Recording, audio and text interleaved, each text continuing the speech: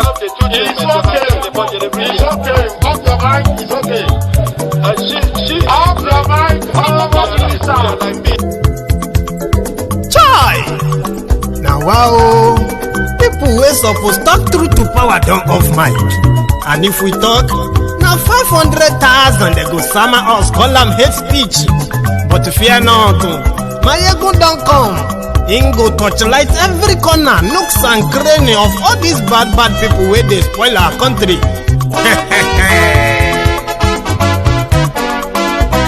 So my people make we laugh, yo yo. Maiyegun don't come, oh yo yo. My people make we shout, oh yo yo. Maiyegun don't come, oh yo yo. Maiyegun don't come, man of the masses, oh yo yo. Maiyegun don't come, oh yo yo. Maiyegun diary Politico, oh yo yo. Maiyegun don't come, oh yo yo. This one not the off in mind, oh yo yo. Maiyegun don't come, oh yo yo. Can in the touchlight every corner, oh yo yo. Maiyegun don't come, oh yo yo. Okay, some people be they holla say they want the power. Chai, them be promise us say we go get light and power. Nah. Them hustle sote they can't get the power. But now they know they do anything with the power. Sure. Every day, dollar just they get the higher power over Naira. See them talk say make we off mind. But thank God say Maiyegun don't come. So my people make you laugh, oh yo yo.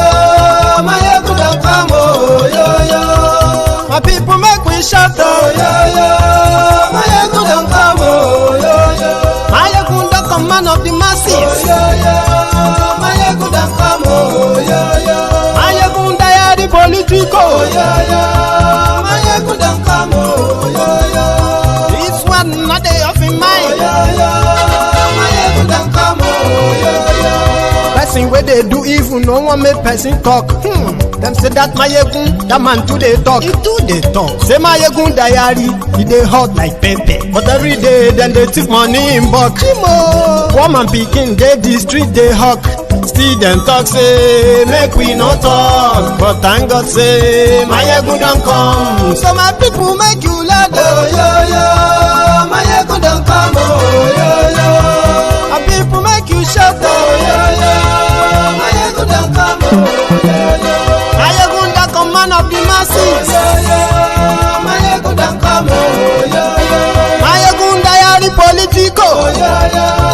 Maiyegun don't come, oh yo yo. This man not the off in mind, oh yo yo. Maiyegun don't come, oh yo yo. Aha, now you wanna don't hear all this.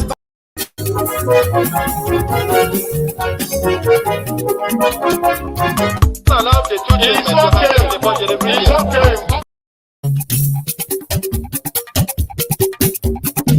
Maiyegun làwa mọ̀ làmọ̀ tó dòdòdò. Maiyegun diary. Hello there. Maiyegun làwa mọ̀ làmọ̀ tó dòdòdò. Maiyegun diary. Maiyegun ti dé o, ọ̀rẹ́ ara yìí. Good morning to you, good afternoon to you, and good evening to you from wherever you are watching from. This is Maiyegun live. Gbogbo bó ṣe ń lọ ni Maiyegun já wa sí. Maiyegun diary na ibi nọ́mbà 1. Àṣírí ọ̀jẹ̀lú kì í bò níbẹ̀ o. Maiyegun diary na ibi nọ́mbà 1. Thank you so much for joining me from wherever you are watching from.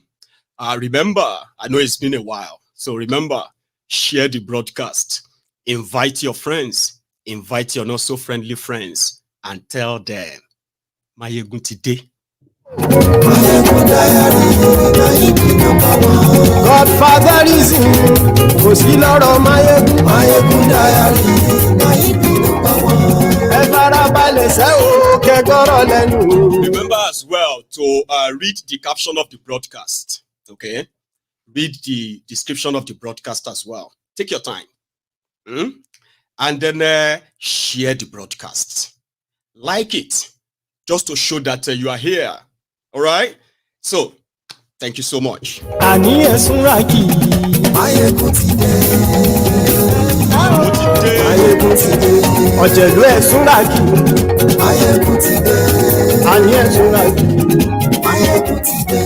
lórí Facebook and yes we like lórí YouTube and how are you all coping, especially if you are watching me from Nigeria? If you are watching from Nigeria, how are you coping with this cash Naira scarcity? That you are now using Naira to buy Naira again.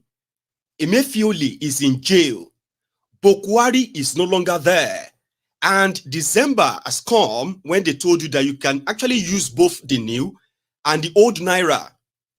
What is this scarcity? Have you thought about that? How let you cope?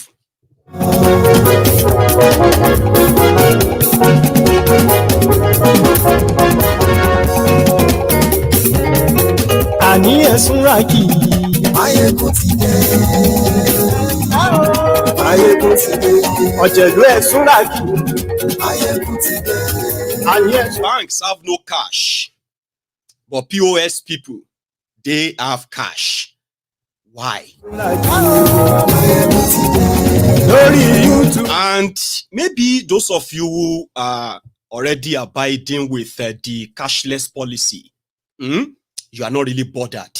So maybe yours is not about the cash. Yours is transportation, Abi. How far? We are coming to that. And yes,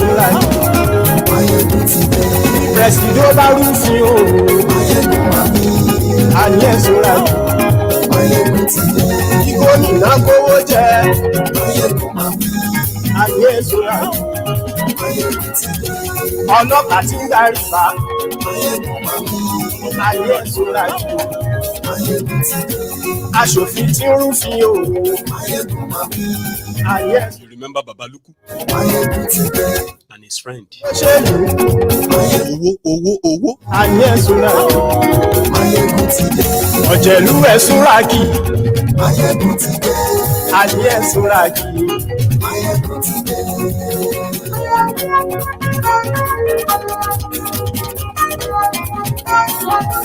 Maiyegun ti dé. Mo ti dé. Yeah, I know that we have missed ourselves, and we are not going to be talking about that now. Let's enjoy the program, okay?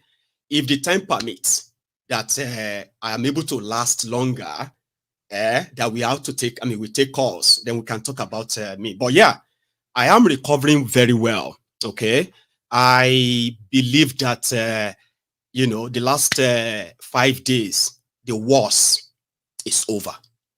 And as it is, one of the things that can keep me very sick is that if I'm not able to do what I do every day. You see, people ask, Maiyegun, how do you do this all the time? Like, how do you not get tired? I said, well, not talking about it is even worse than just talking about it as I do all the time. Imagine 5 days. Where are they? Like on my bed and everywhere I could find myself in my house.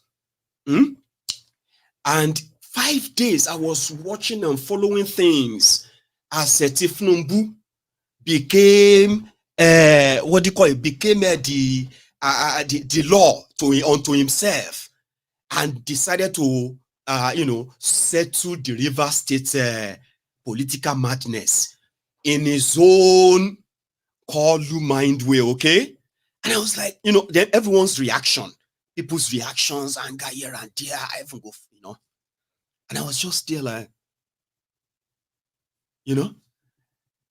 so if I should remain there, that can even make my health worse. It's going to be like somebody padlock me and padlock my mouth, and I am unable to express. One sec. Let's be poor. Breathe. Don't suffocate them. We have that responsibility. I forgot that when I move too much, You see this hand, right? I gesture another. My camera will begin to kind of pick a signal and just freeze the screen. So yeah, the bottom line of what I'm telling you there is that I am better off this way, okay? And if my voice become kind of too soft, you should have it at the back of your mind that, well, Maiyegun is just recovering, but you're going to enjoy it. I promise. So let's start with this. Kolu, through Dele Alakori, announced that they were halving the transportation costs across the country for everyone traveling from one state to another. And they declared that it will start from today, 21st of December, 2023, until the 4th of January, 2024. For those who are not always kind of getting carried away with APC, Egbekegbe's lies and propagandas, because when they drop them, seriously, you will think it's actually something real they are doing. But again, every December in Nigeria, mostly festive periods in Nigeria government who borrowed money to build train, they would declare free ride for everyone. Sure, you get. If you are from northern Nigeria and you are doing business in, let's say, southern Nigeria or southwest, you can take a free train back to the north. It will take you through Ibadan, Osogbo, and all those places to Ilorin, all those, yeah? And you find yourself in Kano. The only region that is not connected to the rest of Nigeria by train is the eastern region of Nigeria, including the place they call the South now, eastern region of Nigeria. And that is politically, that is like politically intentional. So whenever people are enjoying free train ride, the Igbos and the Easterners and the, every one of them will begin to go to the, GIG, God is Good Motors, and all those names.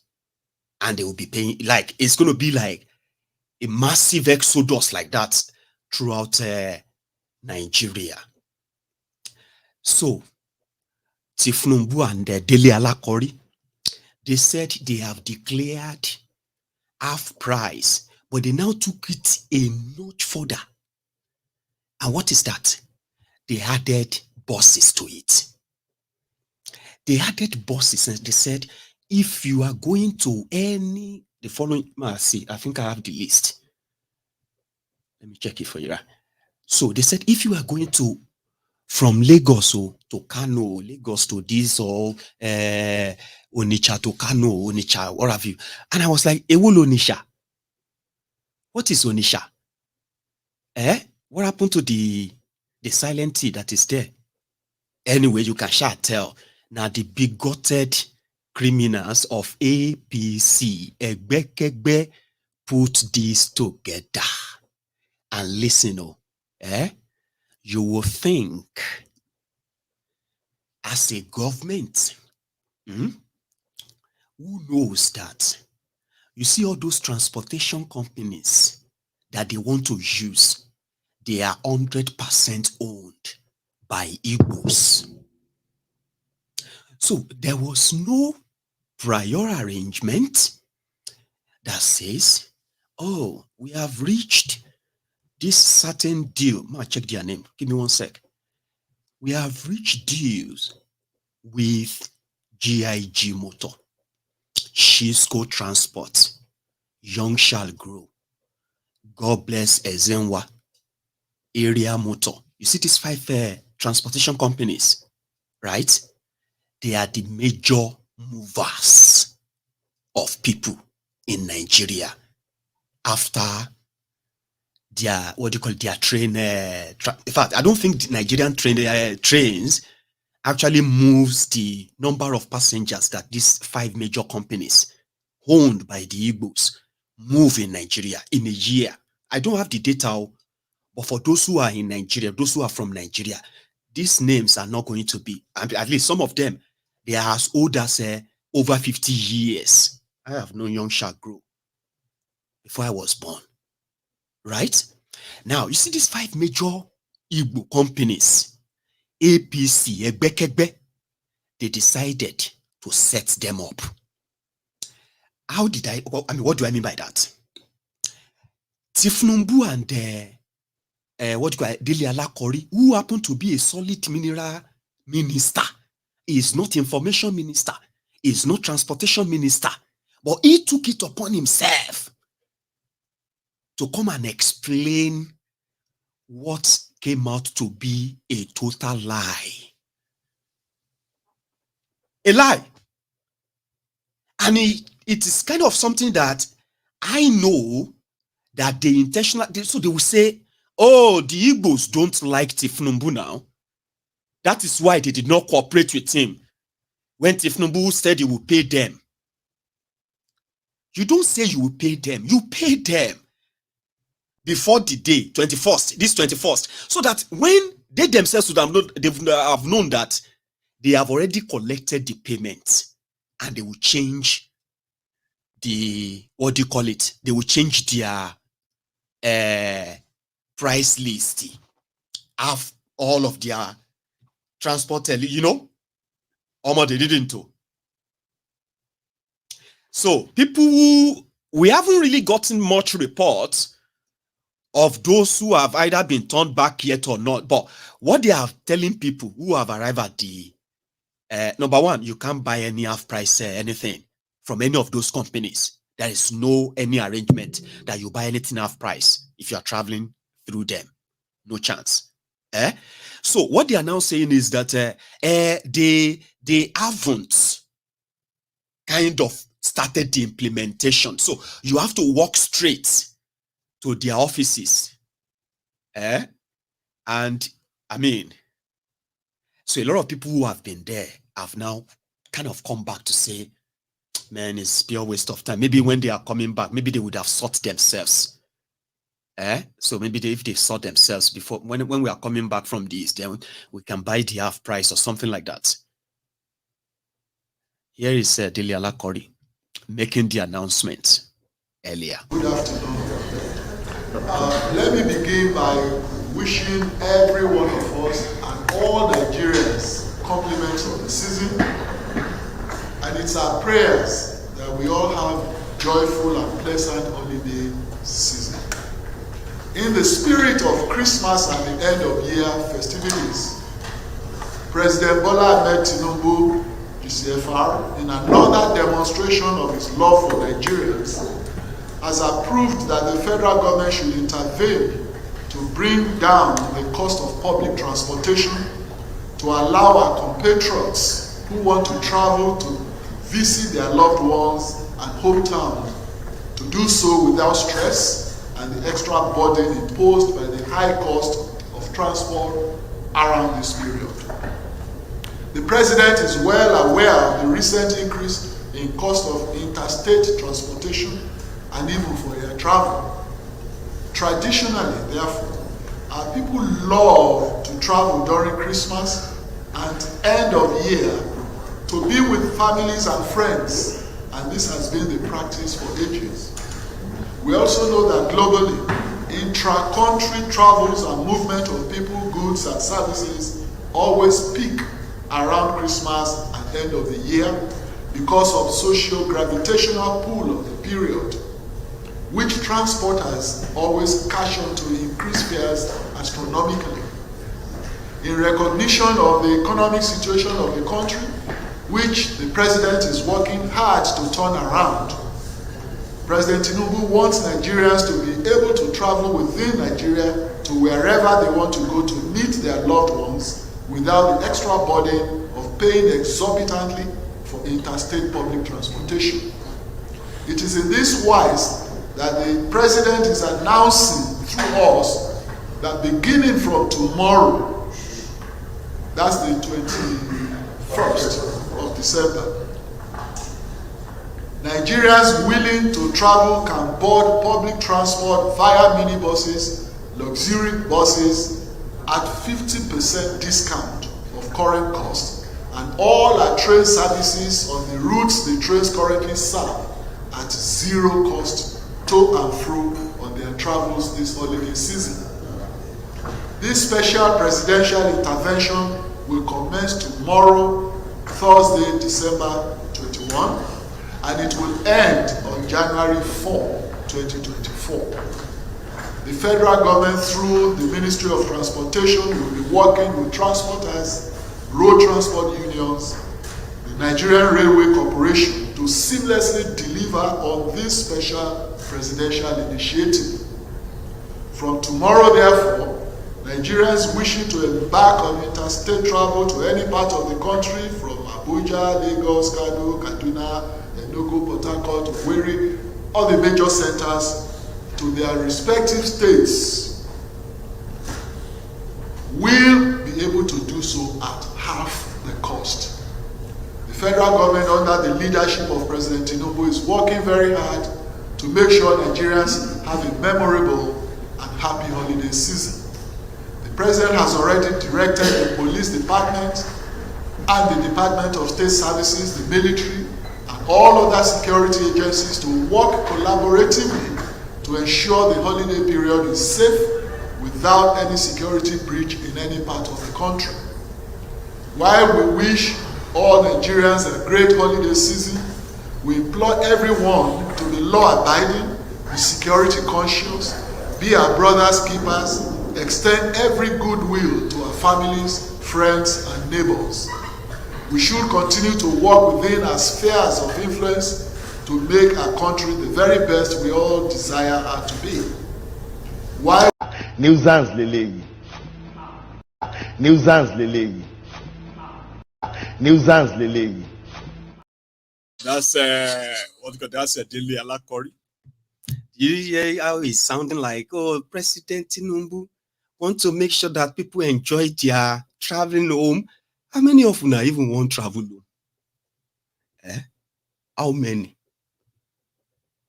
As it is now, economically, how many of you are looking forward to Christmas for real in the way you wanted it to be, and not just what they have now handed onto you? You are using Naira to buy Naira. But you see, that's, hang on now. A town hall different from Blue. Bulaba. A town hall different from Blue. Bulaba. Everyone, as it is in Nigeria right now, can tell you what it is actually like right now for them, looking forward to the Yuletide, as we can see. But they make it feel like, President Tinubu is doing everything to make sure that you all have a wonderful blah, blah, blah. Those they promised 35,000 Naira. Remember that they said, instead of increasing their minimum wage, Tinubu said he will add 35,000 Naira to their salary for the next 6 months. That 35,000 Naira extra, they never even pay them. And there is Christmas already, Yabi. Where people in River State, you are lucky, I think. I think Enugu people too. Their governor is giving them extra 100,000 Naira. Here you get to their. But others who were promised money by this Tinubu, after they told you subsidy was gone, they are still waiting. Those of you they promised 25,000 Naira, the poorest Nigerians. I mean, you remember it was 8,000 Naira you rejected. And they say, okay, they will give you 25,000. At 8,000, though, at 25,000, though, shishi. How much of that have you collected now? Because Christmas is now about 4 days, is it? 4 days away, or 3 days. And they know that. A lot of you who even have, you are battling the inflation. You know what the country is right now. It has gotten so bad. It has gotten so bad that people no longer know whether the national grid has permanently collapsed. Be something they don't have any clue.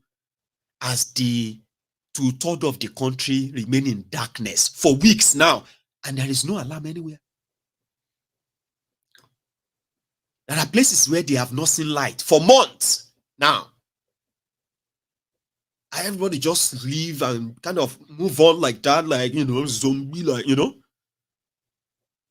Now you are using Naira to buy Naira again. So their media, I think that was yesterday. So their media was like, Emefiele, Naira scarcity is here again. People were like, you the mad, Cardoso is your central bank governor. Today, I sent money to Nigeria today. Baba, I gave them 700 pounds. They gave me 1,020,000 naira. And for some reason, I just felt so bad for a lot of you in that place. If you have no idea what devaluation means, hey, 8 years ago, you see that same 1 million, now 4,000 pounds I would have to give to get 1 million naira 8 years ago. 4,000 pounds. Now you have 1 million today, and I will give you just 700 naira, 700 pounds. And I will save myself 3,300 pounds for doing nothing, just because criminals who passed through Nigeria destroyed Nigeria so much that some of you actually have no understanding what these numbers truly means. These crushing numbers, what they mean in the life of the people. It is killing people every day like that. You have no idea. Devaluation, inflation, fueled by corruption, mismanagement of the rogues who never take responsibility. 700 pounds, 1 million naira, 700 pounds. So maybe by the time you get to June to 2014, maybe now 200 pounds they use for 1 million naira. Maybe before the end of 2024, 100 pounds will be like 500,000 naira. Well, that's going to be like 5,000 naira to a pound, because it's currently over 1,500 naira. And they are not doing anything to end that. No matter what they are saying to you. I have told you this many times, right? Like, it is not what people say, it is what they do. And even if they pretend that they are doing something, and then you are seeing the result of what you expected as the result of what they said they are doing, it's not the result you are getting. Definitely you should know they've lied to you. And it is your life, the life of your children, your existence, your health. Hey. Anyway, I'm going to take you to, what do you call it? They said they are, like I was saying anyway, they said it's a Emefiele's era again. What exactly is the reason why Naira is scarce in Nigeria today? At least you don't get election again now. There's no election, there is no Abi. By the time some of you will realize what you have what the APC Egbekegbe have dragged you into. Hi. Now let's go to River State, because that's part of what I was watching. They're like, hey, so I was there I was sipping my water, my all that as recommended. Then I just saw this. They said that Tinubu has issued a resolution to settle the River State crisis.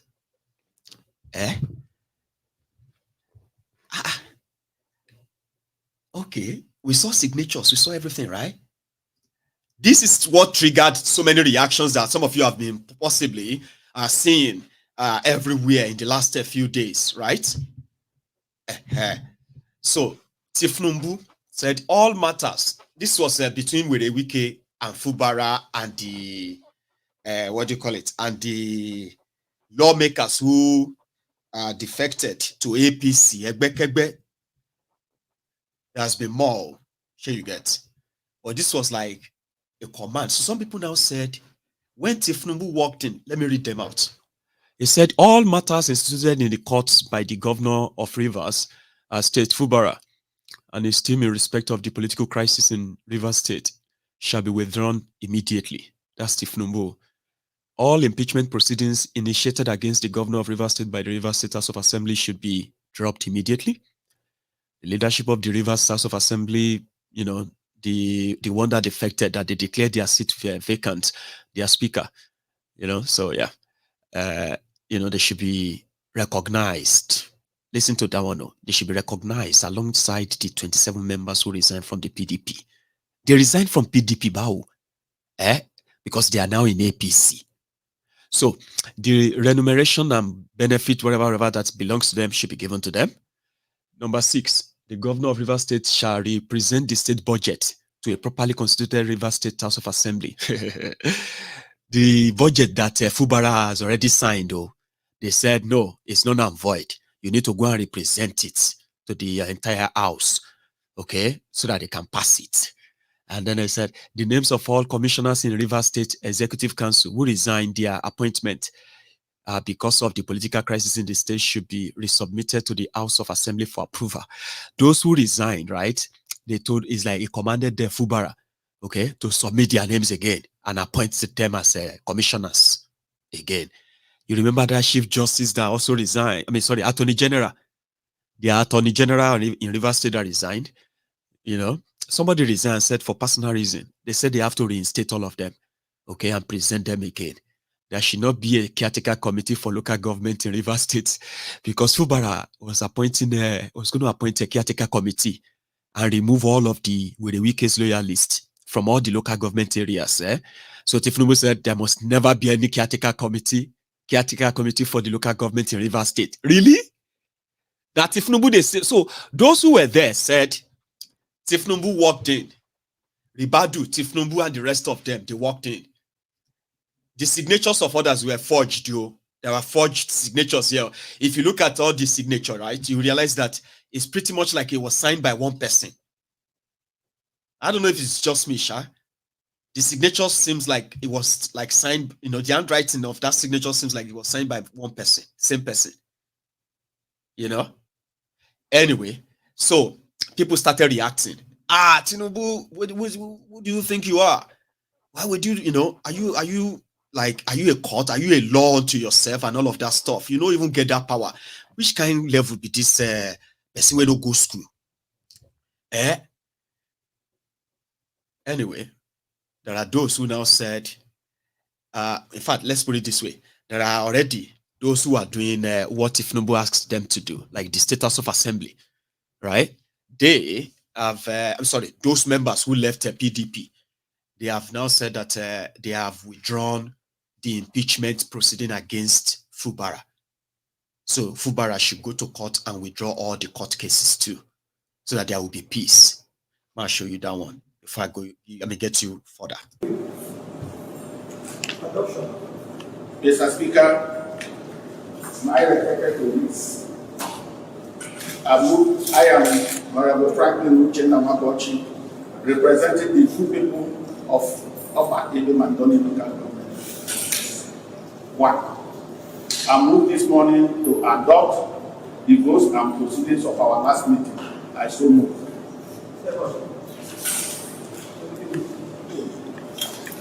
Mr. Speaker, distinguished colleagues, my name is Mufis Kapan Christopher. I represent the good people of Naira. I rise to second the motion as heavily moved by Chief Whip. I so second. Is hereby adopted as a working document of this House.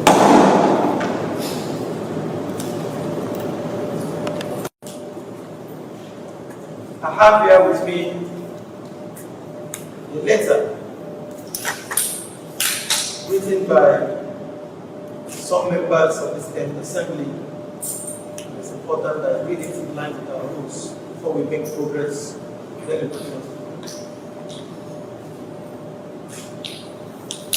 Distinguished colleagues, this letter is dated 20th day of December 2023. Right Honorable Martin Chiki, DSSRS, Speaker, River State House of Assembly, House of Assembly Quarters, Port Harcourt. Mr. Speaker, withdrawal of notice of impeachment of His Excellency Sir Fubara, GSSRS, Governor of River State.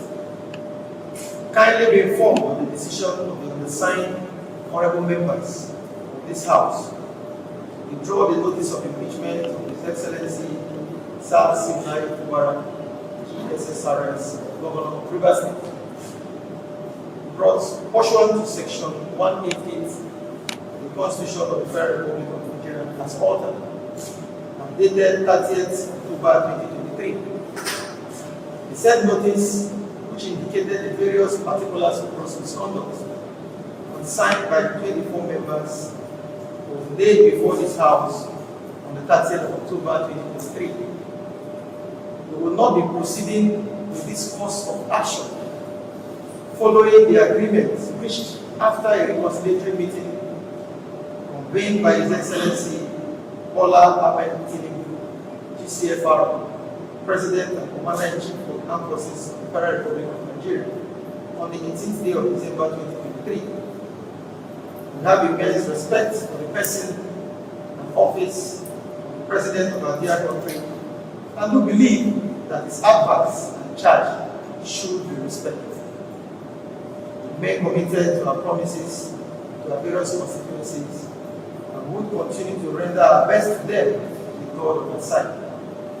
And please, Mr. Speaker, do convey our gratitude to President Bola Ahmed Tinubu, the Grand Commander of the Federal Republic, for his fatherly rule and commendable. But the problem now is that the case that stopped that guy parading himself as the speaker, that guy that is reading that letter, the court case that stopped him from parading himself, they haven't withdrawn it. It hasn't been withdrawn. Which simply means somehow, they are just playing a script that they believe will actually end up favoring them too. Because it's like some of them feel like they have actually, I don't know if they do feel like that, but I think they feel like that, that they acted too fast. Listening to Wiki, they could have bided their time.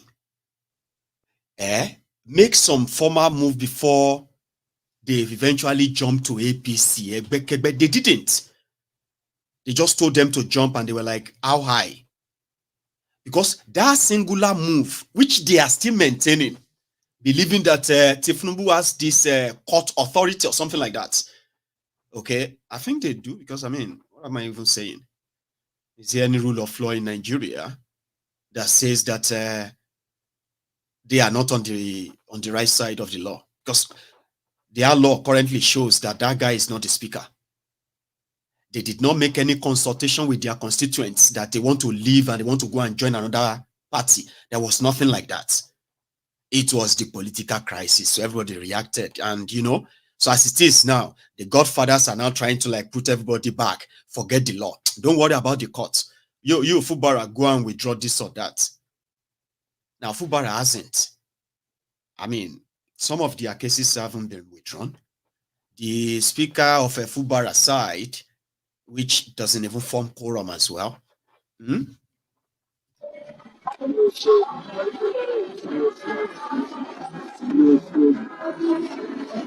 I am a member of the House of Representatives, representing Andoni Upupu Nkoro Federal Constituency, the constituency where our governor comes from. I have with me my sister, representing Asari Toro Akukutoro Federal Constituency. We didn't come to protest.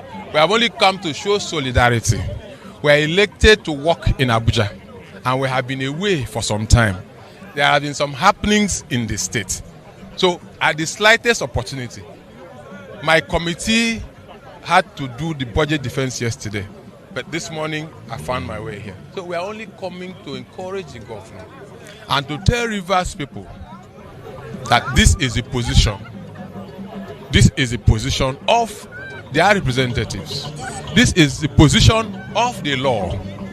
Offer explanation where necessary. Also engage with our constituents to understand if there's any shift in the position that they have taken. And I understand that there is no shift. They have not changed what they have asked me to do. And what have they asked me to do is to stand with the governor that they elected. We have asked a question. The governor himself asked a question. What is my offense? What is the crime that I have committed? What are the infractions? Nobody has been able to offer us any reason. The only thing I heard was that, oh, he has not paid some money. Even the federal government owes debt. I'm not taking that it is correct, but assuming but not conceding, the federal government of this country, it has some liabilities somewhere. So if you have not been paid your salary for 1 month, is that why you want to impeach a governor? You forgot that people sent you to the House of Assembly, and some other incendiary comments that has come up. So we have come to say, Your Excellency, we are with you, and people who voted for us, who supported us, who campaigned alongside with us to support you become governor of Rivers State are also with us, and they are telling you, keep up the good work that you are doing. That's exactly why we're here. The president of this country, a few days back, while admonishing fellow heads of states and government of West African sub-region, declared that the only solution to incessant violent takeover of government is good governance. Bring it down to where we are. What can guarantee that there is no violence in this environment? The only thing that can guarantee that there is no infraction in this environment is good governance. If you reduce it further, that good governance that we're talking about hinges on the rule of law. And it is a settled fact, a settled matter as given by this. I'm not a lawyer, but it's given facts. It has been declared by the Supreme Court. Their words, their declaration are final, legally speaking. And what did they say? That if a man who has been elected on the platform of a political party so decides to abandon that political party and goes elsewhere, he should forget about the seat. The only condition is that there has to be a division within the People's Democratic Party. And as we speak, you and I know, even those on the other side, they know that there is no division. That somebody left to contest for governorship and an acting secretary was put in place. There is no vacuum anywhere. There is no division in our party. So they should be honest enough. They should be honest enough to do what the law says. As lawmakers, you cannot be lawbreakers. So, as it is, their seats are vacant. They are no longer known to us as members of the Rivers State House of Assembly. First of all, they should even begin to vacate the official residence. They have privilege to be there because they are members of the House of Assembly. They are not there on their own. So they should vacate the place and INEC conduct fresh elections. That is the position of the law. And that is the position of the people around Fubara himself. So to them, Tinubu is just playing is this. In fact, it has already turned to tribal. Yeah, it has turned to tribal problem in River State right now. Because they are now saying if Fubara now bastard, they say only if Fubara is a bastard, he will accept that nonsense that Tinubu gave to him. I mean, some of you must have seen all those reactions now, Abi? Because to them, what the hell? Like, who the hell did Tinubu think he is? And even Wiki, like, what the hell? Like, you know, that's like exactly how that man was talking. I'll show you another one here. So to them, those guys, those 27 guys, they are no longer members of River State House of Assembly. But Shea Fubara and his own people, do they have what it will take to enforce that when the INEC Yakubu, the one that made Tinubu president, is still there? And if they say tomorrow Yakubu will come out and say, no, we can, their seat is not vacant, they will say end of story. And then you see some lawyers, they will come out and say, oh, no, it's wrong. Everybody will begin to lie to themselves. But the people of River State, well, somebody said the people of River State will decide. I believe you. Listen to this. Thank you, Dr. David Briggs. I'm of River State. I'm an elder statesman in River State, and I've been in and out of government. In a bid to answer your question, I think it's more important because I've had a lot of comments, and every person that has commented has always been on the why question.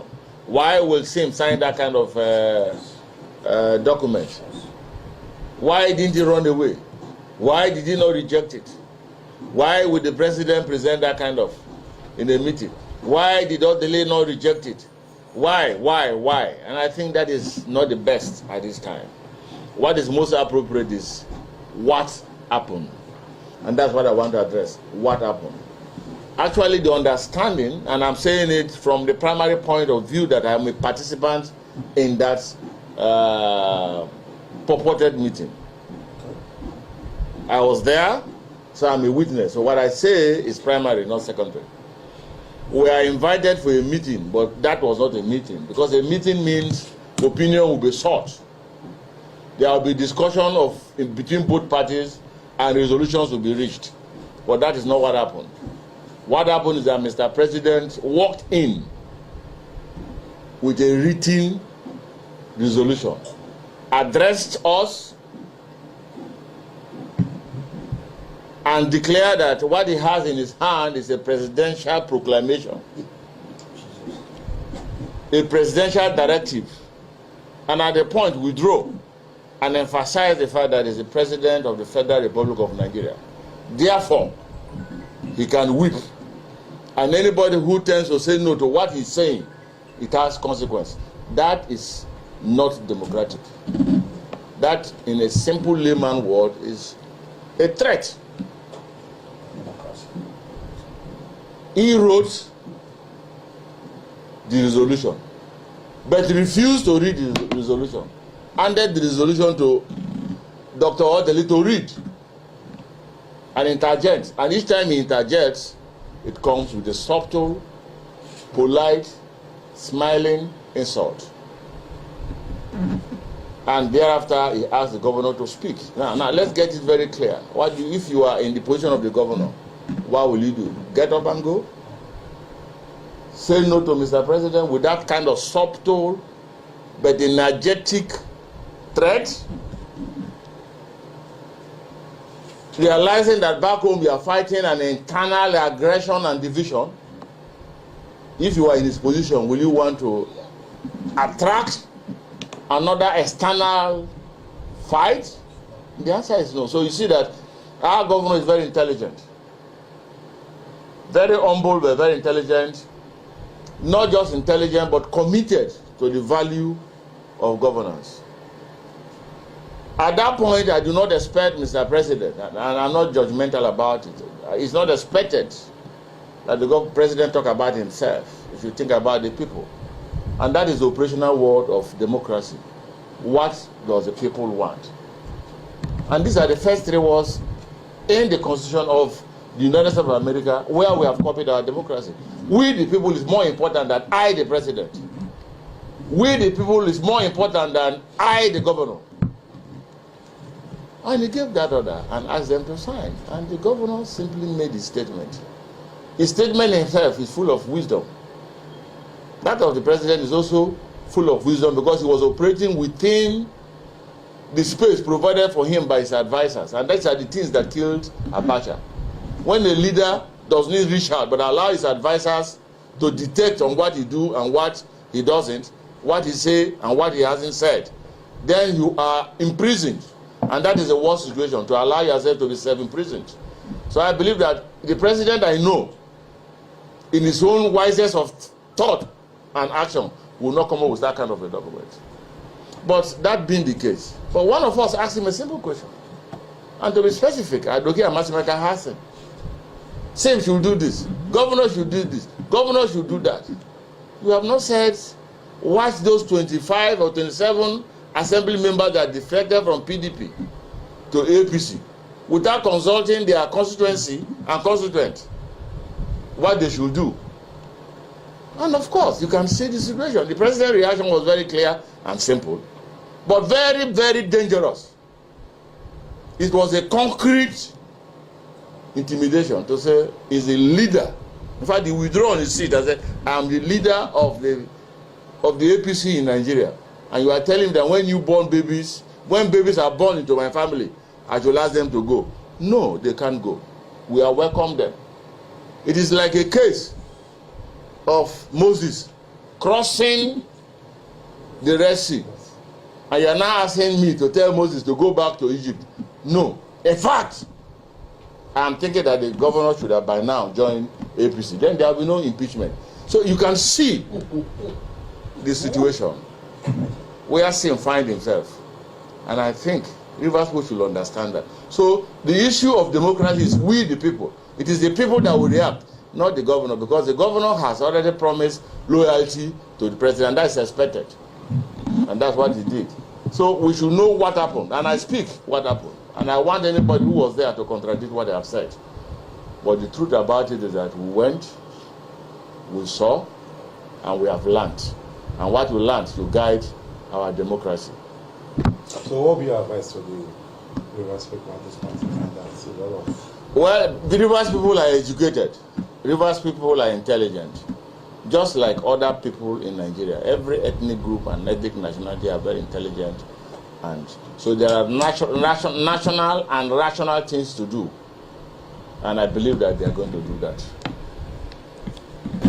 So as it stands now, the sacked or the removed lawmaker sacked today and treated on the issue of impeachment. Is it that the implementation of that agreement? I will tell you this, it's very simple. Why were we there? Why is Tinubu there? It's because of democratic setup. He has a beautiful house to live. I haven't been there, I haven't been to his house, but I was told that he has a very beautiful house, perhaps even better than the villa. But that villa is the foundation of democracy. And I do know that the president is on oath to uphold and protect the Constitution of the Federal Republic of Nigeria. And therefore, Nigerians are watching him, Rivers people are watching him, whether it's upholding by his pronouncement or is allowing it fall and break by his pronouncement. I'm not in a position to say that. But I believe that there should be peace in Rivers State, and that's why the governor is saying. But Rivers people knows what is best for them. The moment you allow, a third party to come into your matter, and you are unable to establish the intention and interest of the third party who has come to arbitrate, you are failing. What Tinubu did, and I can say it, was establish his own party interest while arbitrating of peace in Rivers State. And that's exactly what has happened. Okay, that comes to mind of asking this question. What's now the next move of the old party, the PDP, which is now minority in Rivers State, is no longer majority? Are you people still going ahead demanding that the vacated House of Assembly members, are you going to pursue it to the logical conclusion? As a PDP stakeholder, as one of the members who founded and founded PDP Rivers State, will you allow this thing to come to pass? I'll say this very clearly. In the eyes of the law, of course I'm not a lawyer, but in the eyes of the law, I have consulted lawyers and I'm educated enough to read the letters of the law. In most cases, they said the symbol of law is blind and double-edged, so it can be misinterpreted. Rivers State is still, PDP is still majority in Rivers State House of Assembly. We are not minority. Why do you say so? Because we have only 5. You see, some of you are not, if you are reacting somehow to what that man is saying, if you think if you cannot see through his, what do you call it, is a smart way of answering those questions, making them realize that, listen, this is what Tinubu did. He has put the weight of his office as a president. He has put it into this matter, right? He's not trying to make peace for peace sake anymore. He is now trying to make the interest of his own party, APC, the the foundation for what the peace will look like.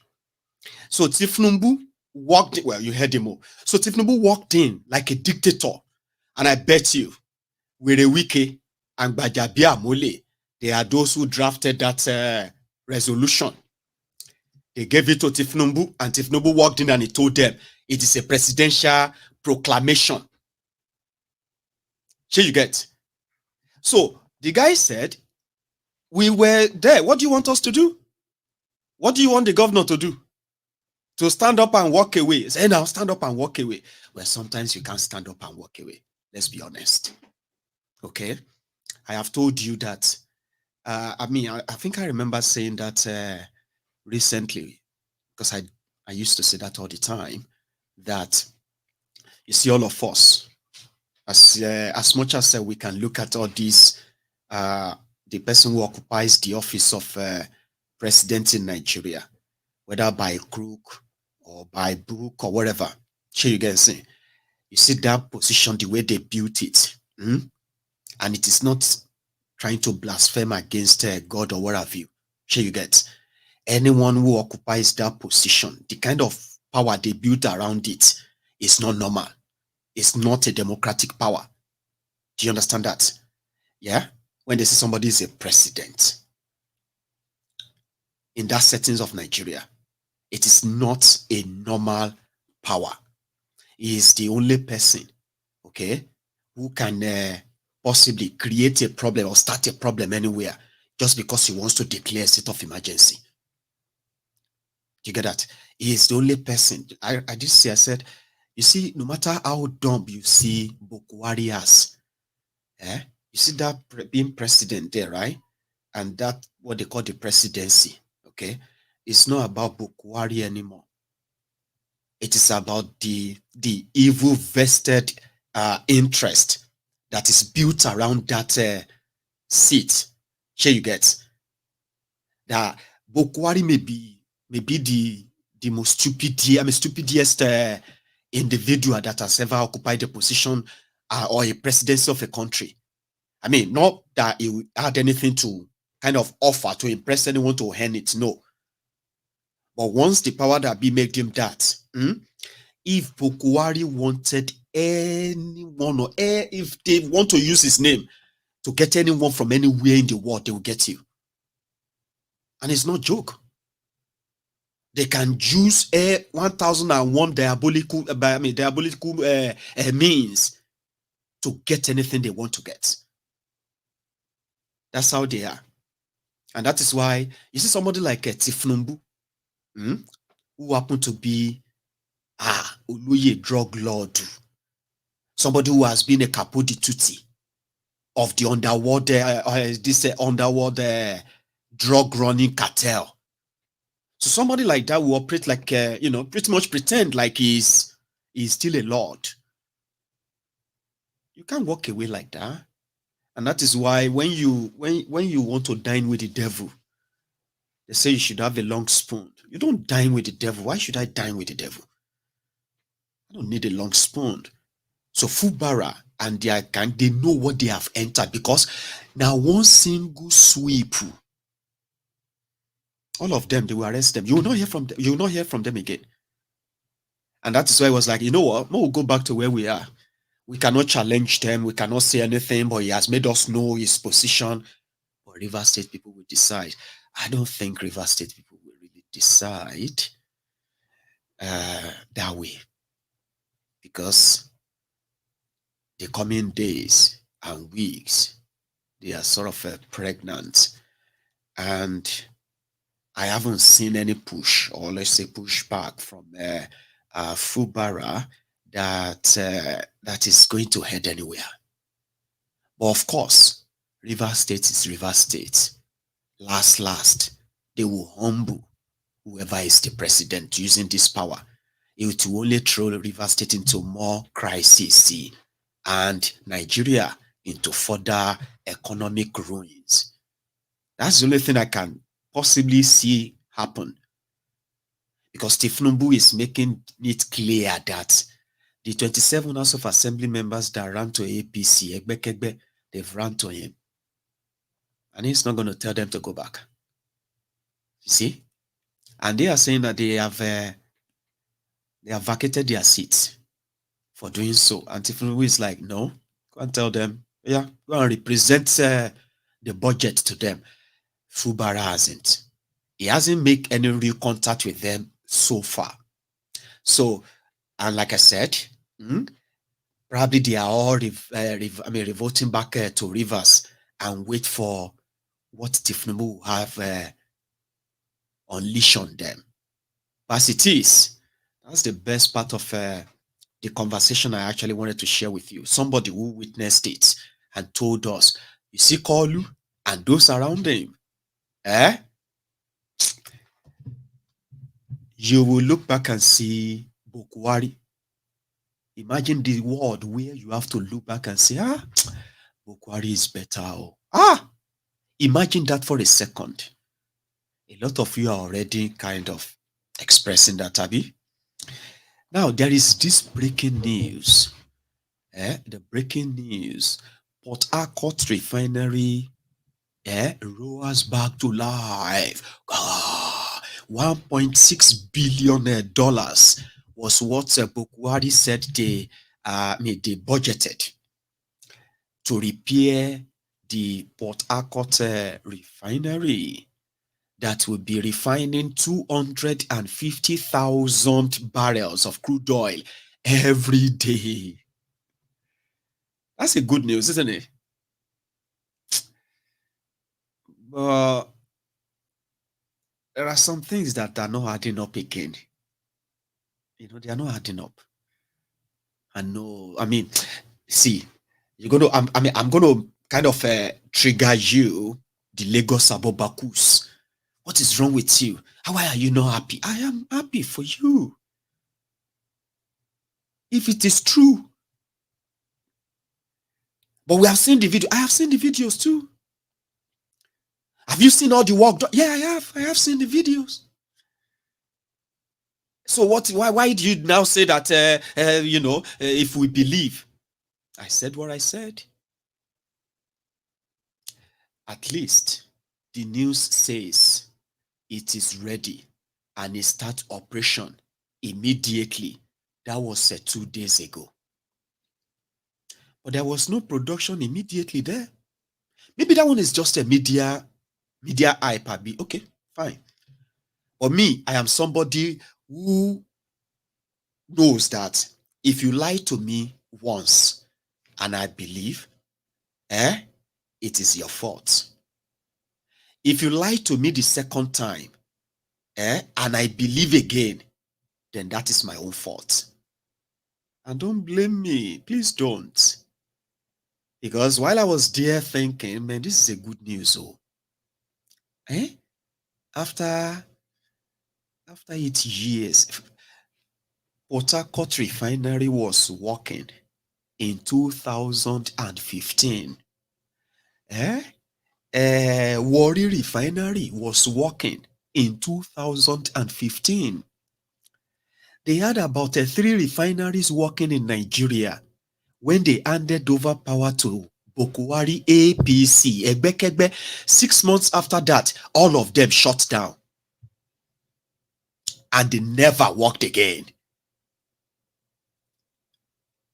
Then in 2019, Bokuwari said he has awarded the contract for the refurbishment of the Port Harcourt refinery, $1.6 billion. So they now said it is ready. It will be ready by December. Wow, that's actually something, right? It will be ready by December 2023. Somebody said that in June. That is the Kyari guy who is still there now, right?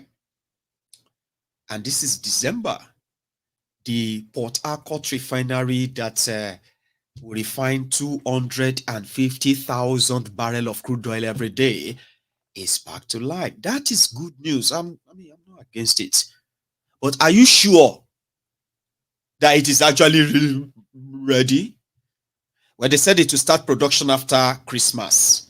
And Christmas, it will be, they can't work in Christmas. Everybody's off the place now, okay? So maybe after New Year. Let's say after New Year, okay? It's a good thing. Listen to me. If it is actually real, you want me to tell you that it's not? No, I'm not. I'm just saying that what I'm saying is that there will be no production inside that Port Harcourt refinery. Not anytime sooner than June next year. Maiyegun. But you have not been there now. I don't have to be there. I've never been into Dangote's refinery. But when you know, facts don't lie. Sure you get. And wishes. We say I'm wishing. I wish. Wishes don't pay rent. You have to hand the money and pay. It is either it is ready or it is not. There's nothing that there is no in between. Oh, you know them now. They ran all of the cables they wanted to run. They tested all of the base and all of the module and all of them. They tested everything. They replaced some and did all of that. They've been doing that for the past 4 years. 2019. And they started the generator. Pooh. Oh, refinery is back. Oh, hey. And then they showed us a video. You know where you'll be seeing the gas flaring. You know that gas flaring, you know, in Nigeria, that is what they used to show that a refinery is working. You'll be seeing this long what do you call that thing again? That thing that always come out, that's long pipe that comes out of the refinery like that, and then they just kind of emit all this dark cloud, fire, and there's a dark smoke, dark smoke, or even fire like that, and it's damn good. I mean, Port Harcourt refinery is back to life.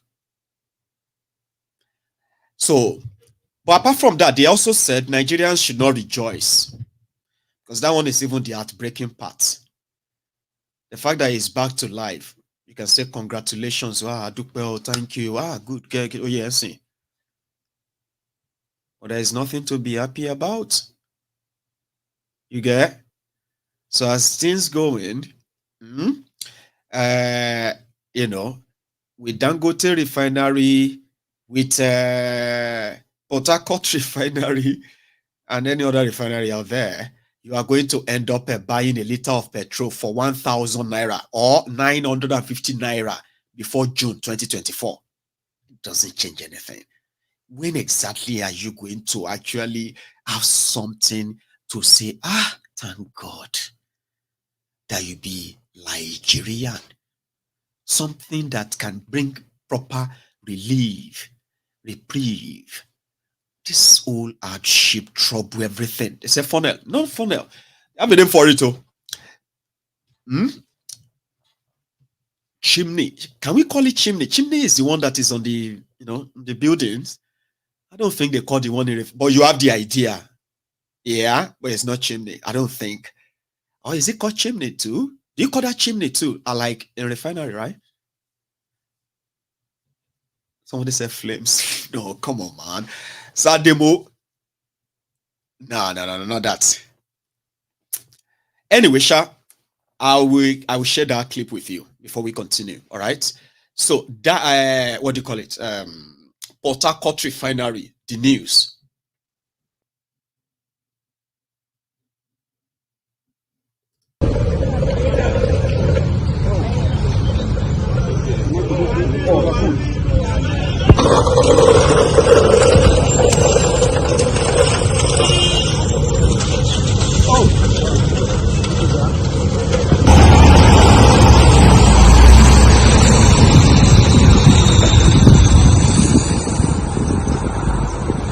This ECO meeting sometime in the month of November, but for some reason, maybe by providence, I was outside the country, GCOT was outside the country, EVP was outside the country, most of us were outside the country, and so couldn't hold the ECO.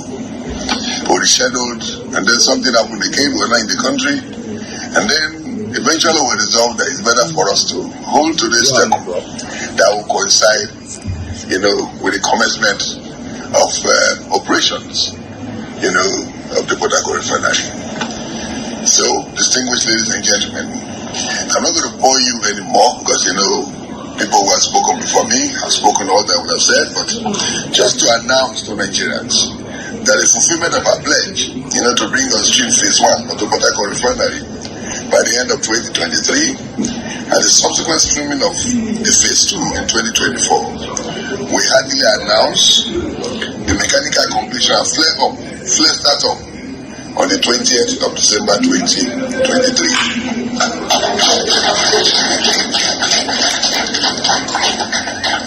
This heralds the commencement of production of petroleum products after the Christmas break. We want to thank Nigerians for their patience and the trust on the NNPC to deliver on our promise and mandate on the rehabilitation of our refineries. This is also another landmark on the renewed hope agenda of President Bola Ahmed Tinubu's administration. Congratulations. Nuisance, Lele. Madman. Did you hear that word there? Phase 1. The phase 1 of the Port Harcourt Refinery. Because they wanted to make sure that when they start the generator like that, and the light comes on, they are able to make sure, they are able to do that before the end of December. So that they can tell all of you, thank you so much for all of your prayers. Thank you very much for all the support and the encouragement. We're happy to tell you now that the Port Harcourt Refinery is now ready. So we'll begin production after Christmas. Thank you so much. Thank you. And everybody's like, but did you hear him when he said phase 1, Abi? It wasn't phase 1, it wasn't phase 2. Yeah, I got it, sir. Demo. They said it is called flare. That thing that is on the, that thing that we were calling chimney earlier, right? It's called flare. So that is how myself sort of do my thing. Yeah. Why is that? Why is it doing that? Why is Anyway, so to somebody like myself, I don't just read the headlines. I kind of dig in to see something that will prove that, okay. Like, you begin to throw the numbers, you begin to explain what the capacity of what this is going to be doing. What does this mean? What does Port Harcourt Refinery is ready? What does it mean to Nigeria economy? If it is real, you begin to throw the numbers. Oh, you know what? It is the refinery that is going to be producing refining 250,000 barrel of crude oil every day. And from that, we are going to get a so number of jet fuel. That is the aviation fuel for your Yeah, for the planes. Petrol for your cars and your generators. Diesel. You'll be able to give us that number, and people will begin to feel like, okay, if Port Harcourt refinery can be churning out so amount of what do you call it? Hundreds of thousands of liters of petrol, or hundreds of thousands of liters of water. You know what I mean? Like, how many can we get? They say you'll get 54 liters. Remember, I checked that here the other day. 54 liters of petrol is what you are going to get in one barrel of crude oil. Alexa, are you there? Alexa? Yes, I'm here. Good. I listen once I hear the wake word. Good. How many liters of petrol would you get from a barrel of crude oil?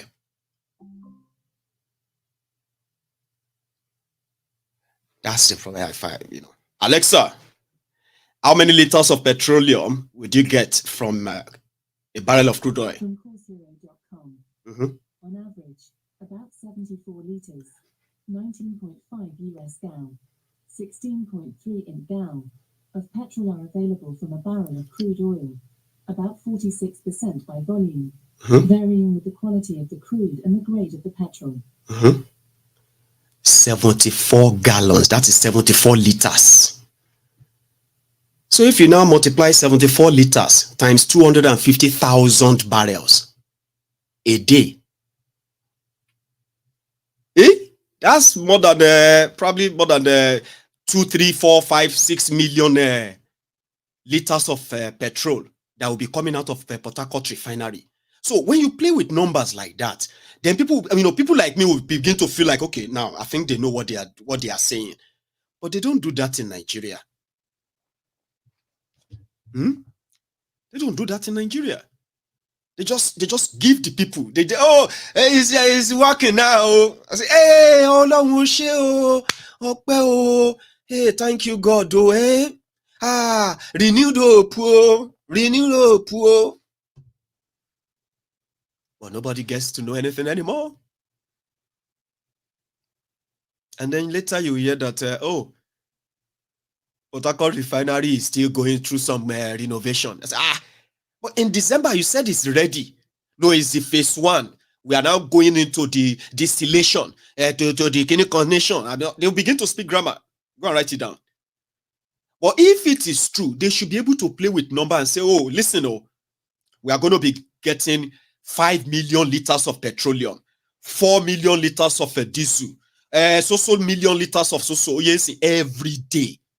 So Port Harcourt refinery in a month can produce all the liters of petroleum, diesel that the entire country needs. And subsidy that is gone can actually be gone. I'm just being trying to be real here.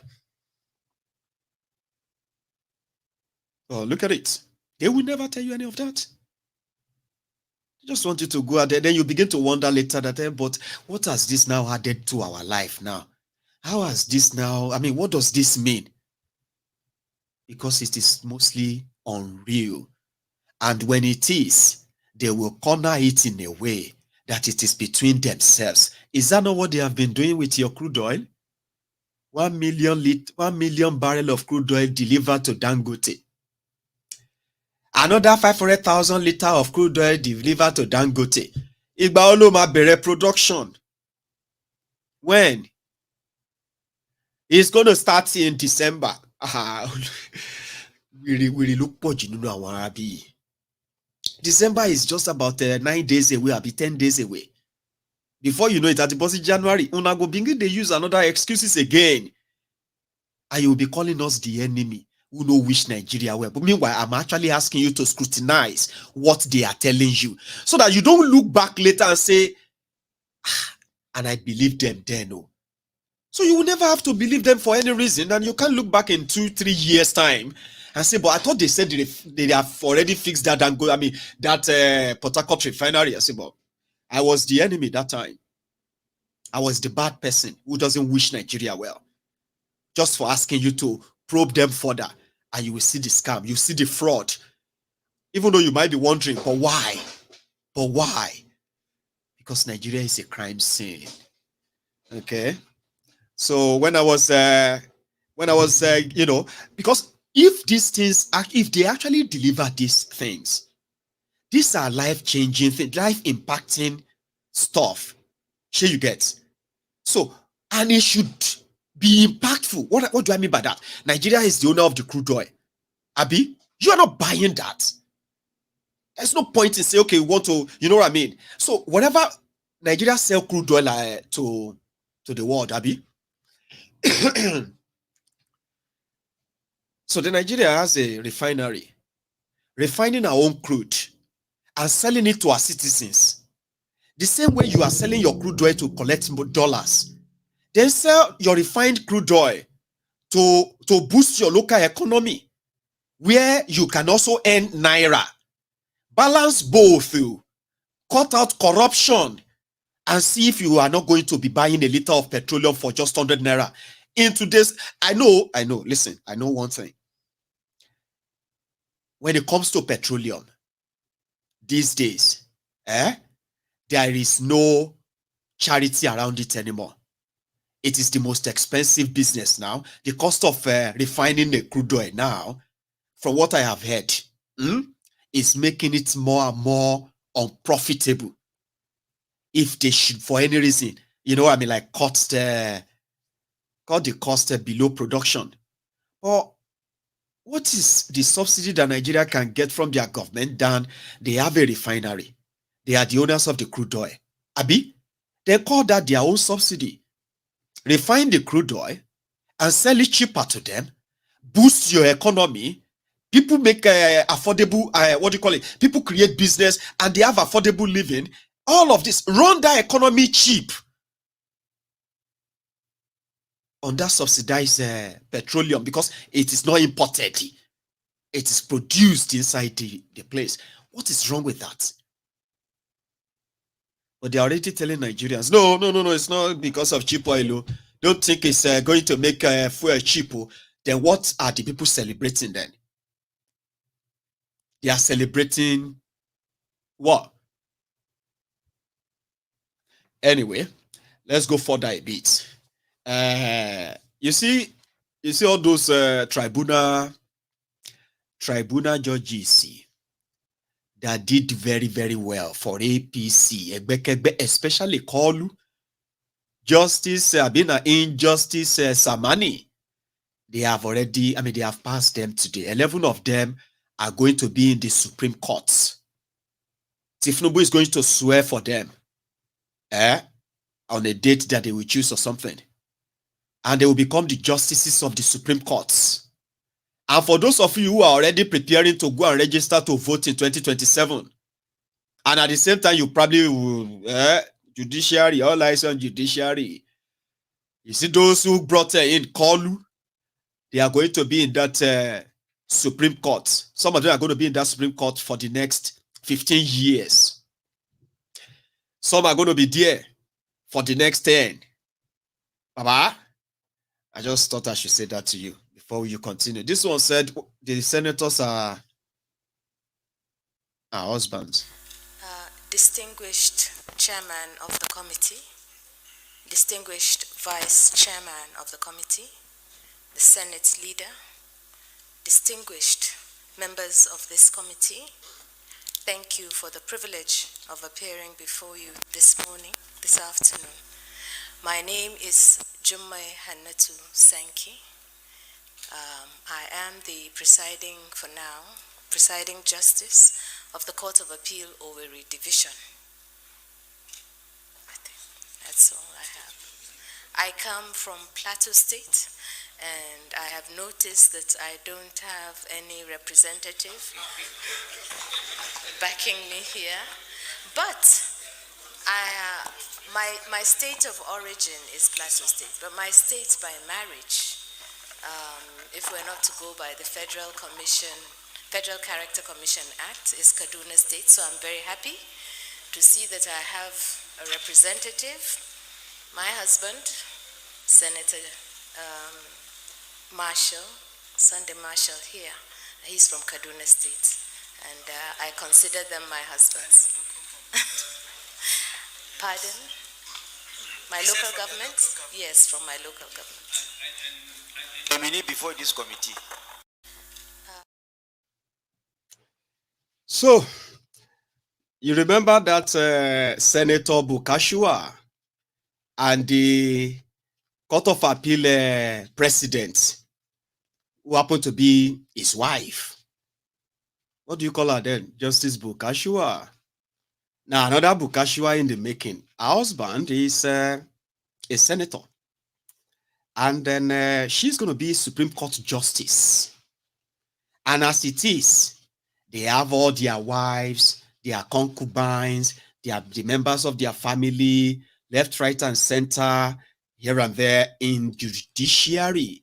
Somebody said before, politicians, they will be packing money to bribe judges to give them favorable judgments.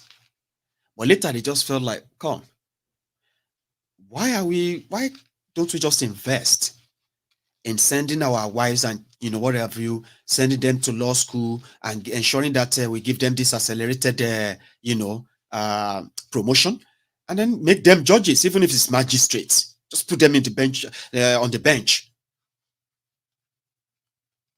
They did. I mean, that is why today the courts in Nigeria is filled with wives of politicians, girlfriends of politicians, sons and daughters of politicians who are judges now. And in 2-3 years' time, they will be in position and ready to save their parents, their husbands, when all of you are going to be shouting, injustice, I mean, what are you going to call, like, I don't know, when you see it coming anyway.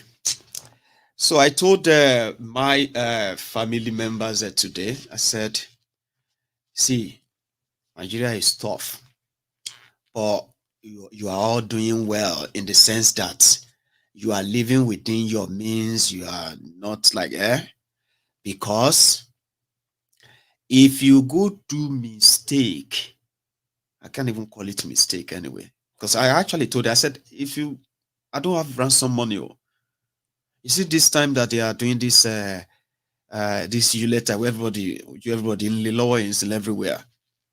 You cannot just stay where you are.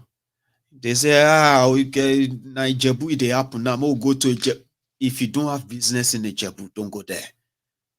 We are going straight to Ondo now. We need to stay where you are. Have your fun there, and then because me I don't get ransom money, and that is the truth.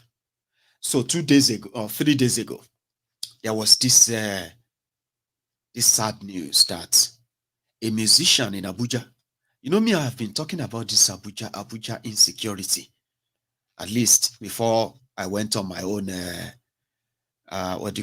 break. So I was talking about this Abuja insecurity, right? The kidnappings and all that. Almost they kidnapped a whole band. You heard me right. In Abuja, a musician and his entire band, they were kidnapped because I think they were going somewhere to perform.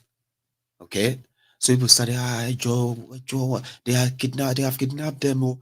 They are asking for 10 million naira for each person. 10 million naira. I don't know what happened, but to God be the glory. Last night, these people were kind of brought to safety. Nigeria, I don't know what in some of you where you did right now. I don't know what in they worry you where they go use your money, buy ticket, go that place. When I saw this guy coming out of a car, kidnapper lo share in your body, and they are pardoning terrorists in Nigeria.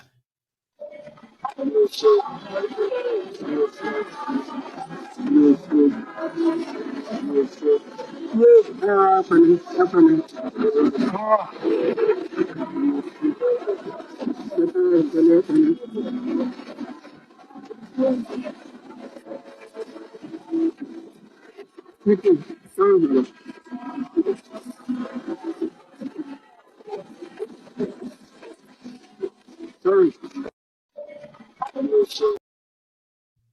joke. You know, I mean, I can't even imagine. 3 days, so just 3 days, or more, what disable and people in and they've still probably pay ransom too. Sure you get. So this morning they look better. Okay, that was just last night. So this morning.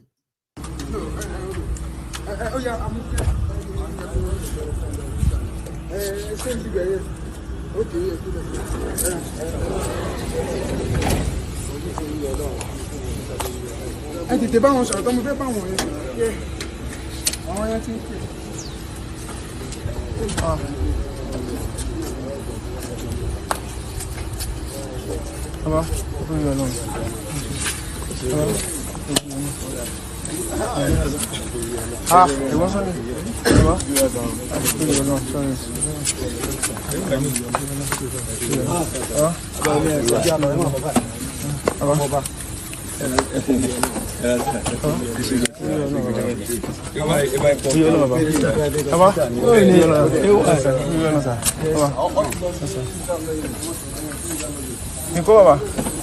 Brother. Oh, easy. Go. You do it.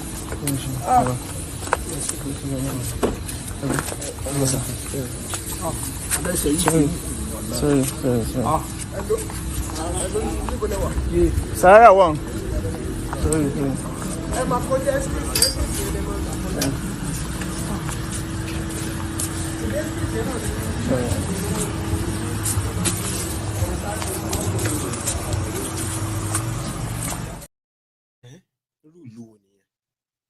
What kind of a country is this? Like that's what happened every day. And those are the ones that you know, that we have their clips to show to you that all these things I say to you, they actually happen every day. A whole band.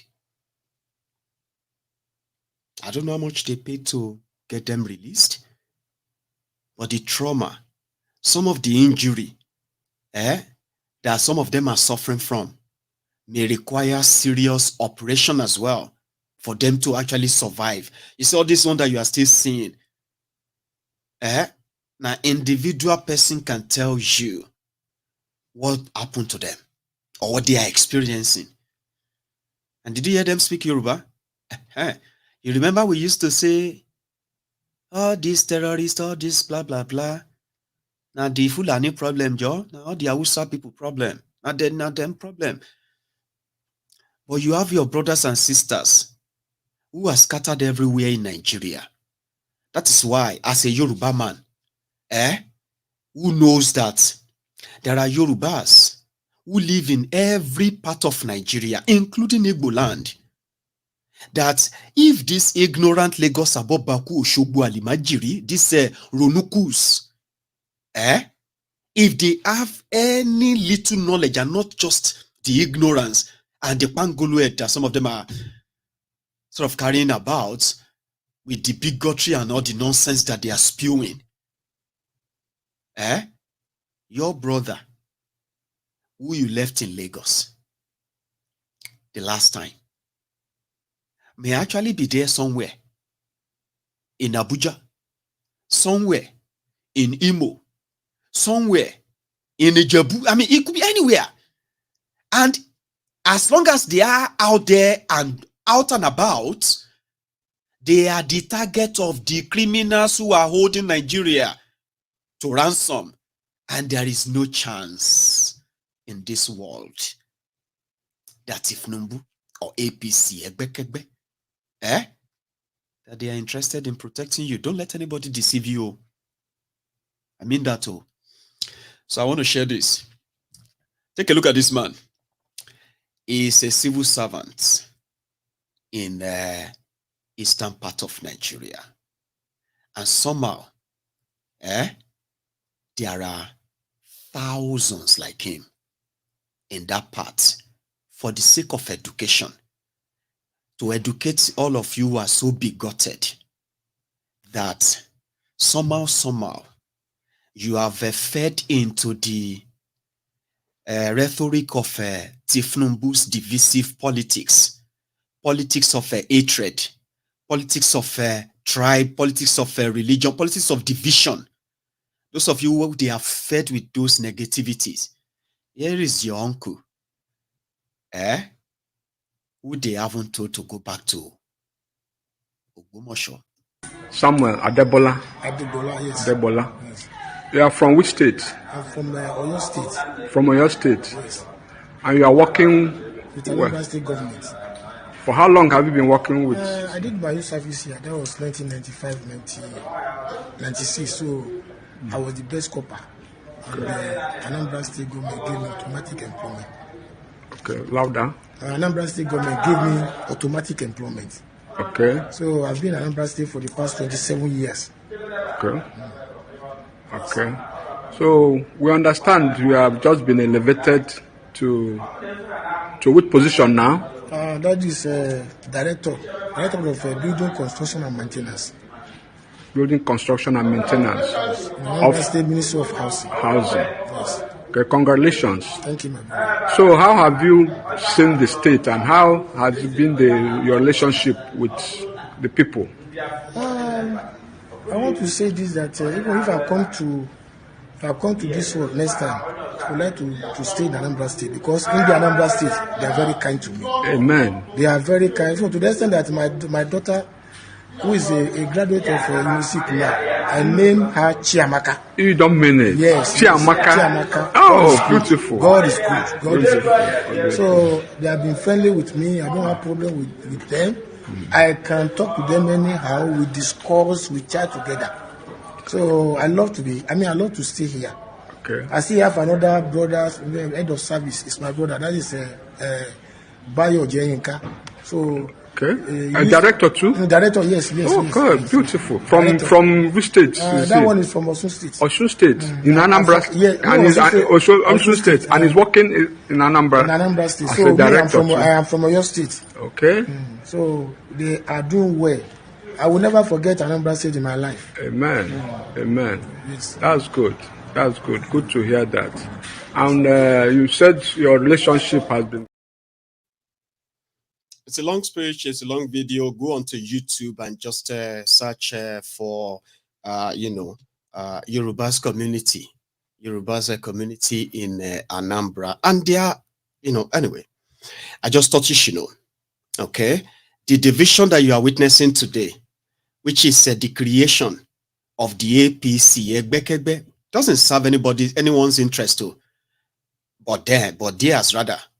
But for some of you, who are still the ethnic jingoists, tribal bigots, listen to me. One day you're going to grow old and you're going to see how foolish you have been in your youth. Because the criminals who you think you are trying to sort of speak out for using the Yoruba this, Yoruba that, they don't give a damn about you, and they will never do. And if you don't believe me, take a look around you. What else do you think you are good for them? Absolutely nothing. Anyway, I'll leave it there at that. Showore was sharing his experience recently, and I saw the video. It was asking the Punch newspaper to please bring back their report of his arrest when he went to serve after being expelled twice in Unilag, but he eventually went to serve, but they would never give him his NYSC certificate. Have you seen it? Anyways, there's a lot of activists that are supposed to be here today because Punch represented our newspaper for resistance in the 90s. Yes. But in my own particular way, I was a student union activist, as you all know, at the University of Lagos. And were it not for Punch newspaper and Vanguard, I probably wouldn't have graduated from the university. Yes, because we couldn't even get judges to hear our cases when we were expelled. And as you all know, I was expelled twice. from the University of Lagos. I spent 6 years at the University of Lagos instead of the normal 4. But there's a particular story that none of you might have heard before. When I went to serve in the northern part of the country, particularly at Adamawa State. And I hope Stanley Yakubu also contributed to this book. When I went there, I finished my NYSC, and I was arrested and detained by the military under Abacha, that I was planning to overthrow the government with NYSC uniform. And please listen to this story. So the reason was that in November 1995, I was working as a journalist at ATV Yola, presenting the NYSC news. But being who I am, I'm not always interested where they put me. You know, my lawyer is called Falana. The Yorubas will say Falana Botier, Taraini Langbo, but I don't do the Falana thing in my private life. So I went and reported that Kensariwa was killed on ATV Yola. It's a recorded program. My supervisor did not watch it before it was played. And suddenly, everywhere went gaga. They pulled the news, removed me from ATV Yola, and then I finished my NYSC, and I was arrested and detained in a military guard room at the at the Air Force Base in Yola. And it was only because Stanley reported that a copper is being detained that they didn't forget me inside the place. I would have died. Yes, I'm still looking for it. It's a Northern Edition story. Please, in 1996, I've been looking for it in your library. Help me find it, because I need to show up that. That was one of my detentions before, of course, Buhari and their people also have done that. I'm still detained in Nigeria as we speak. But I'm glad that Mr. Additional is here today. They had a great time. They had a great time detaining me and saying that Shewore is useless, stupid. But here we are today, you know. The Yorubas will also say that that's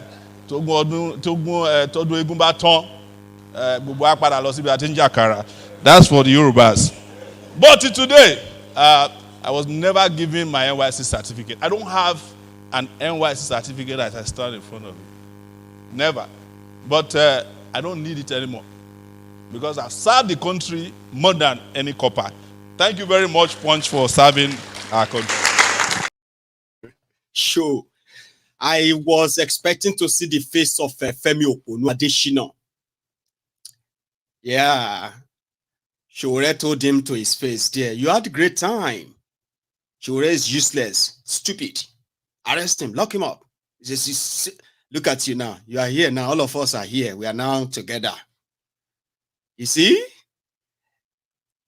So Femi Oponu Adesina was on Twitter. X. He was on X. And then he was trying to come and start praising Bukwari again, Nisha. You know, say me, I know well. I did there. I did my bed. Just, you know, kind of a scroll on my phone like that. I just saw Femi Oponu Adesina saying, his friend sent him a message.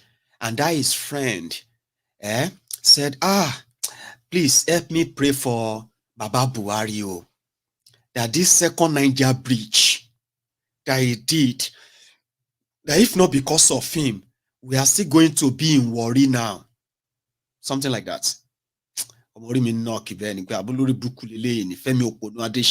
did you come out from? I said, you weary, you are still doing, you they do overtime? Are you still doing the ass licking, ass washing for Bukwari? Or is this a free service? Olori Bruku somebody. I actually tweeted, I asked him too, like, Femi Oponu Adesina, you this madman, Olori Bruku, you know, kind of. If Oponu Adesina is reading it, he will just kind of shake his head, like, who be this guy? You know what he did, ni? A Yoruba man from Ikpetumodu, Abi Ikpetumodu Ijesha, no Ikpetumodu. A true Yoruba son, no. came out to come and tell we, the Yorubas, that our land or our life under Bokuwari, and that's exactly what you are witnessing under Tinubu now. You will see all of, they are going to be like, the most powerful. If they say that thing is buried. The president, close. You know, that kind of power. They are exhibiting that already too, Abi.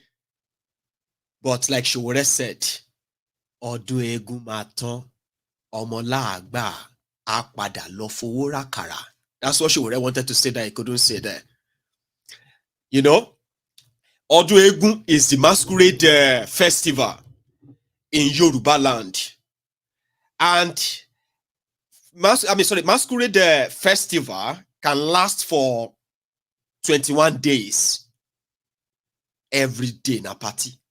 Every day. So they will be frying the bean cake, akara.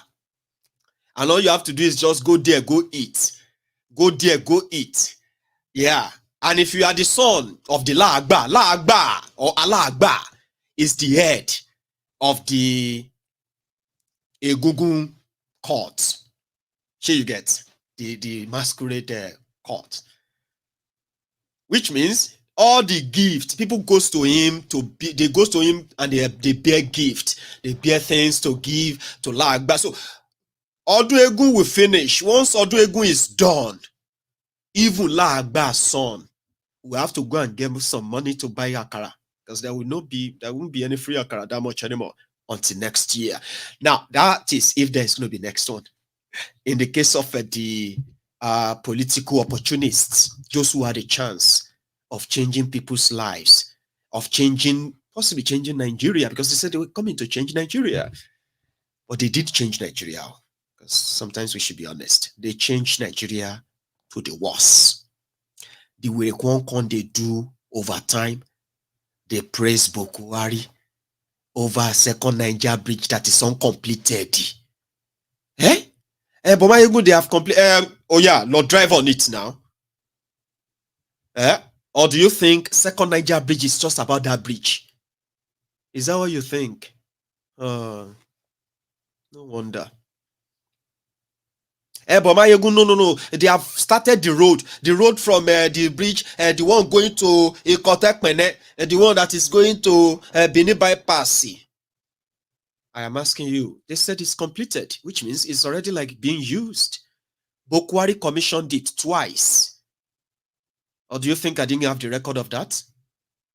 So how come we are still talking about there is only the road from Kiniko that is left? So why then are you arguing with me? Why are you saying what? What are you saying?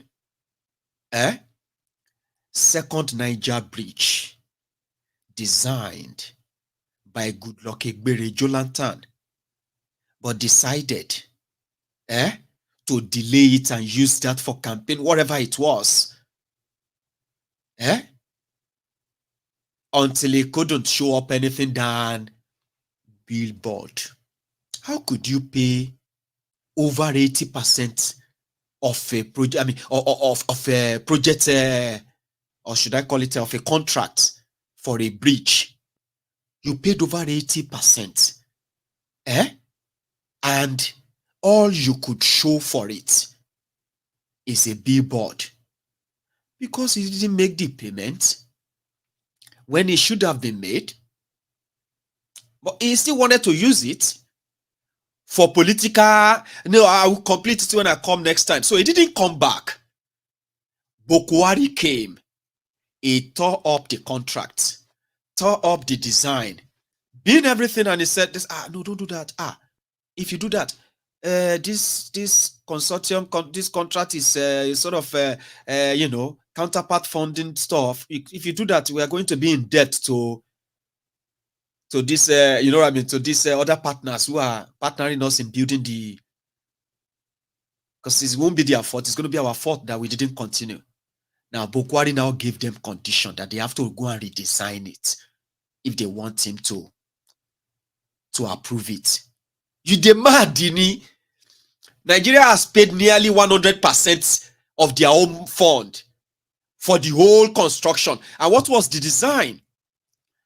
The second Niger bridge was supposed to be a bridge that it's not just about it's not just the bridge that takes trucks or take cars, all of that. It's a bridge that came with a train track.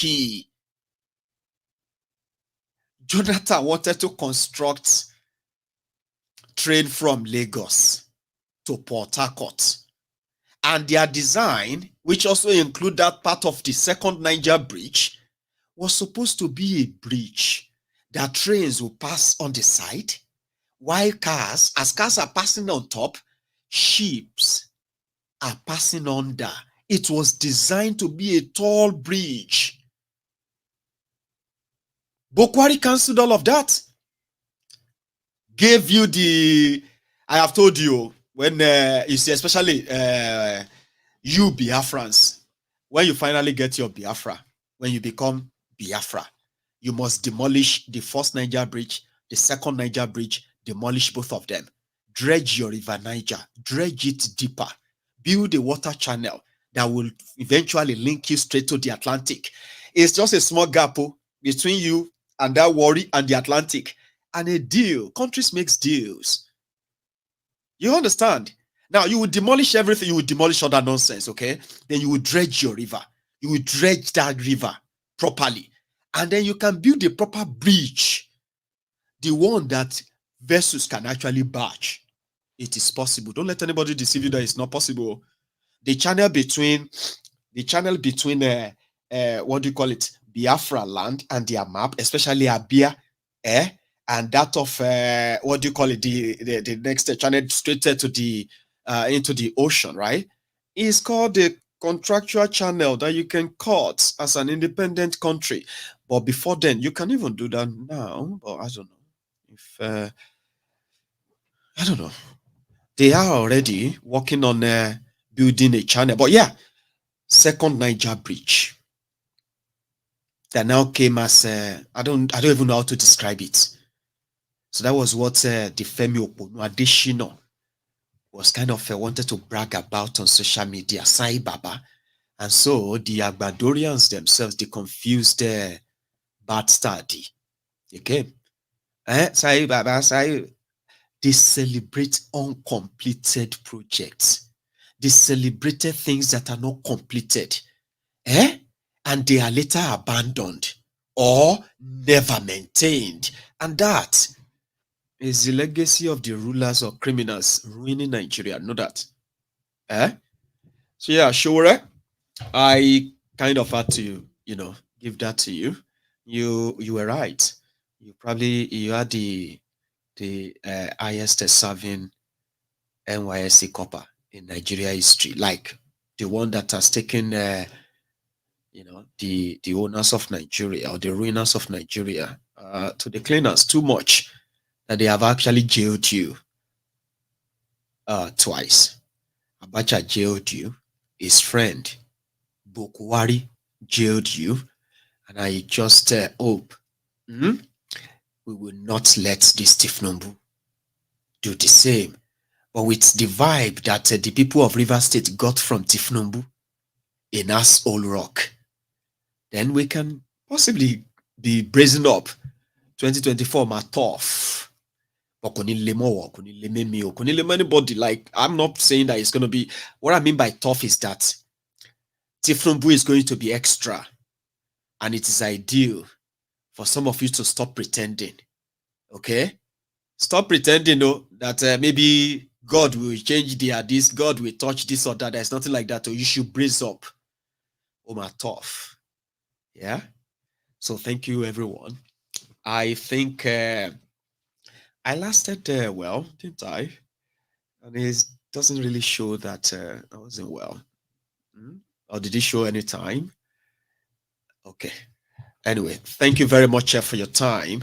And I am going to see you all again, or I don't think I can stand another hour, okay? But it doesn't mean that I'm not really tired, but I just feel like I shouldn't kind of push it. What do you think? Like, I shouldn't push it.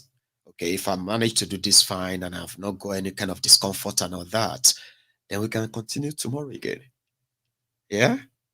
So thank you very much, everyone. Remember, you can still like this broadcast if you haven't already. Okay? And then when next we see, it will be another gist entirely. So thank you and good night.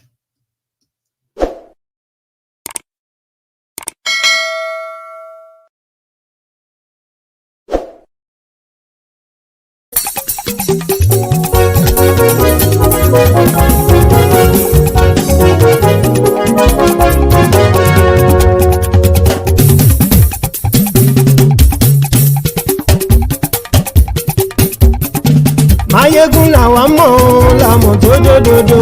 Maiyegun Diary Maiyegun number one. Maiyegun làwa mọ̀ làmọ̀ tó dòdòdò.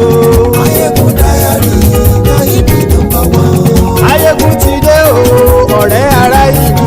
Maiyegun Diary Maiyegun number one. Lórí Facebook lórí YouTube. Maiyegun Diary Maiyegun number one. Gbogbo bó ṣe ń lọ ni Maiyegun já wa sí.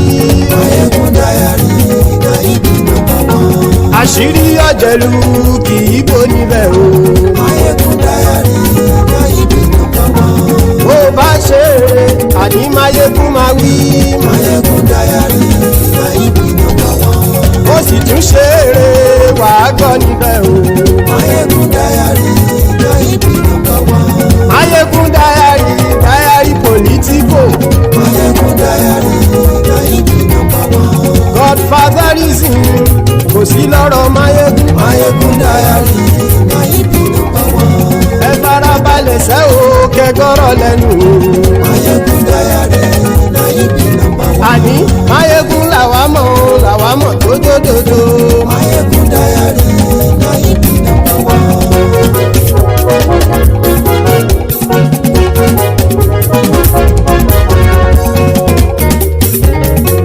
Àní ẹ̀sùn ràkì. Maiyegun ti dé. Maiyegun ti dé. Ọ̀jẹ̀lú ẹ̀sùn ràkì. Maiyegun ti dé. Àní ẹ̀sùn ràkì. Maiyegun ti dé. Lórí Facebook. Maiyegun ti dé. Àní ẹ̀sùn ràkì. Maiyegun ti dé. Lórí YouTube. Maiyegun ti dé.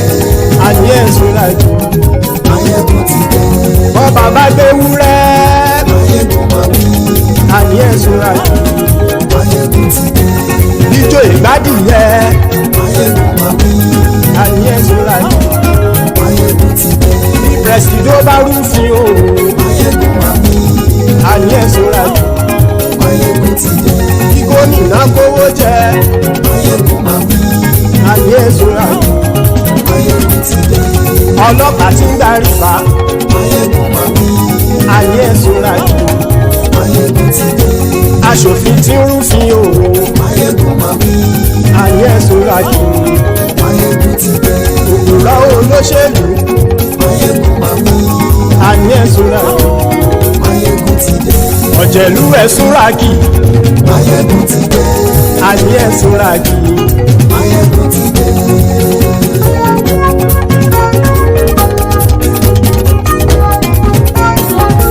Maiyegun ti dé. Gbogbo ọ̀jẹ̀lú ẹ̀sùn ràkì. Maiyegun ti dé.